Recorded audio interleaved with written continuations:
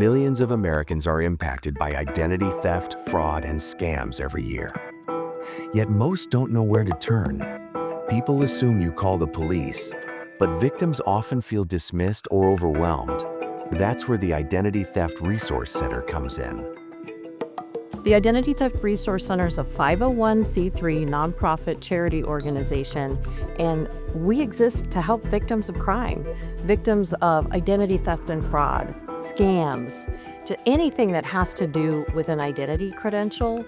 We are that lifeline. This isn't anecdotal. This isn't hypothetical. Victims are telling us that they experience fear, depression, anxiety, anger, frustration, and unfortunately, even thoughts of self-harm. And over the last 4 years, we have seen those rates of thoughts of self-harm and suicide go from low single digits into double digits. And now we're looking at about 14% of victims feel that the only way out of their situation is to end their life.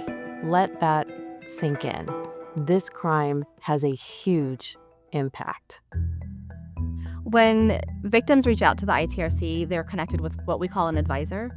And the advisor really starts very general. So we ask a couple of basic questions that around demographics and things like that. And then we just kind of go, tell me what's happening.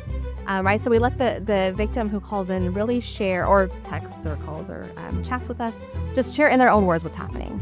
And then based on what's happening, then we start to come up with a plan. Do you need to protect your information? Is it that someone's misusing your information and you need to recover? So we come up with a recovery plan, and we kind of go step by step with all the things that need to be done.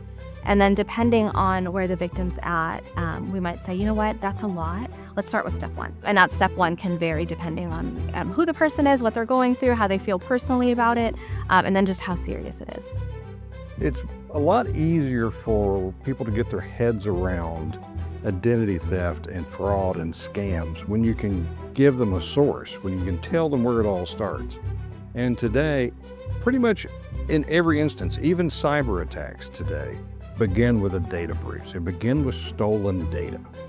And so being able to quantify that helps people understand the crime better and understand their risk better. But it also helps policymakers pinpoint something they can do. They can point to a source, they can point to a solution, and then they can make policies.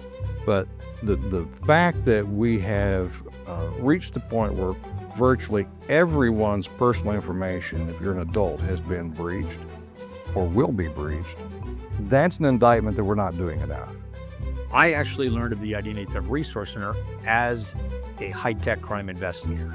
And what I realized was I could do so much for my victim and try to do the criminal aspect, but I was able to refer my victim to the Identity Theft Resource Center because I knew there was someone there to help handhold them and walk them through the process of recovering and making all the notifications, maybe putting credit freezes in place. All these things as a detective, I know that they need to do. And so to me, I always consider it a win-win, right? Because I was able to make sure I knew my victim was getting the help they needed, and I could focus on my criminal investigation.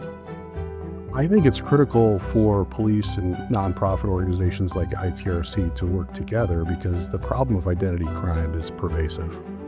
It's probably impacted you or someone you know, and it's not really going to be fixed with a single solution. We can't arrest our way out of this problem, right? We need to work together and leverage all of the resources that are available to us. And ITRC is a free resource that provides a great benefit to victims that law enforcement can leverage. Engaging with us really helps solve a problem, but it helps make your community feel safer. And in a lot of ways, they are safer because they have the tools to protect themselves against this often nebulous crime that people feel like it can't happen to me. I'm too savvy for that. And the reality is everyone is vulnerable, just differently.